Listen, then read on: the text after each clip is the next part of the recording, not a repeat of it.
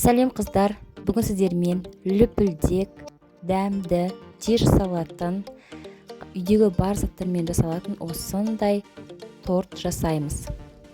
Аяқ астынан қонақ келе жатқан кезде тез жасала салатын, дайын бола салатын дәмді лүпілдек торт. Қарапайым заттармен жасалады.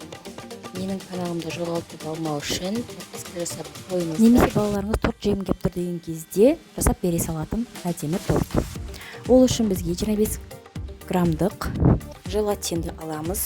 100 грамм салқын суға араластырамыз. Әбден араластырып, езілгенше жақсылап тұрып араластырып, 10 минут демалысқа жібереміз. Желатин демалып келгенше бір бананды алып, ашып, тазалап,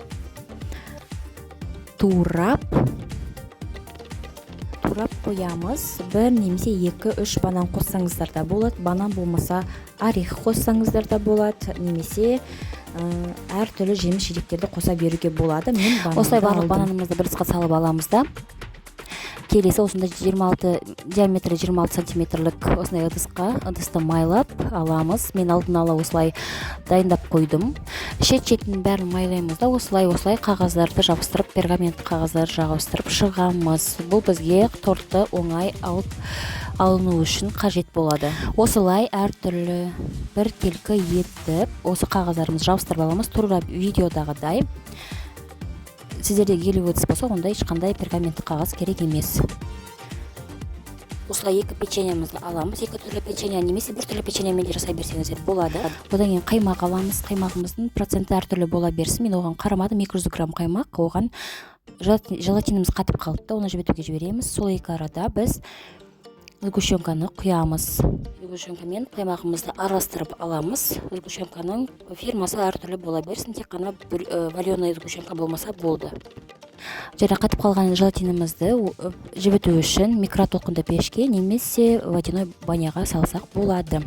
Ол жібігенше біз печеньяларымызды әртүрлі бөліктерге бөліп, әртүрлі бола берсін. Бір слой печенья, екінші слой банан, одан кейінгі слой тағы да печенья. Осылай әртүрлі етіп, слой-слойлап салып шығамыз. Сол кезде әдемірек болады. Құрпырықтарында тағы да осылай бананымызды салдық, оның үстіне қайтадан печеньяларымызды саламыз. Осылай барлығын салып аламыз. Ұнап жатса маған жазылып қойыңыздар, комментарий, лайк күтетін боламын. Одан кейін массамызға және желатинімізді араластырып аламыз да, оны барлығын бірге торттың бетіне, печеньялардың бетіне құйып шығамыз. Дәлде барлығына бірдей болу үшін дұрыстап тұрып құямыз.